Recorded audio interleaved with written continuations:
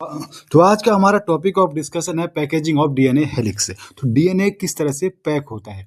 अब डीएनए की पैकिंग में हमारे प्रोकैरियोट और यूकैरियोट में थोड़ा सा डिफरेंस होता है, क्योंकि प्रोकैरियोट में न्यूक्लियस तो होता नहीं है, उसमें न्यूक्लियोइड होता है। यानी न्यूक्लियोइड में क्या क्या इंक्लूड होता है, एक नेगेटिव चार्ज वाला डीएनए और पॉजिटिव चार्ज वाला प्रोटीन।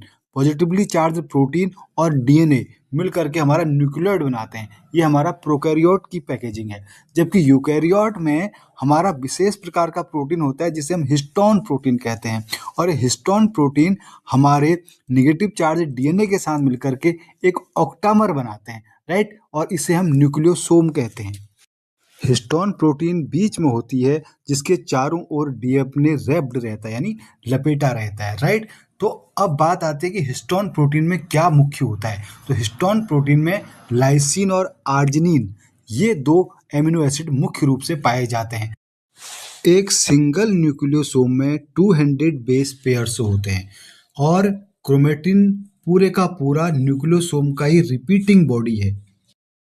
क्रोमेटिन का कुछ भाग तो बहुत ही लूजली पैक्ड होता है और कुछ भाग डेंसली पैक्ड होता है। जो लूजली पैक्ड होता है उस भाग को हम कहते हैं यूक्रोमेटिन, और जो डेंसली पैक्ड होता है उसे हम कहते हैं हेट्रोक्रोमेटिन। यूक्रोमेटिन ही मोस्टली एक्टिव होता है, जबकि हेट्रोक्रोमेटिन इनएक्टिव होता है। तो ये सारे फैक्ट हमें ध्यान रखने हैं पैकेजिंग ऑफ डीएनए हेलिक्स में।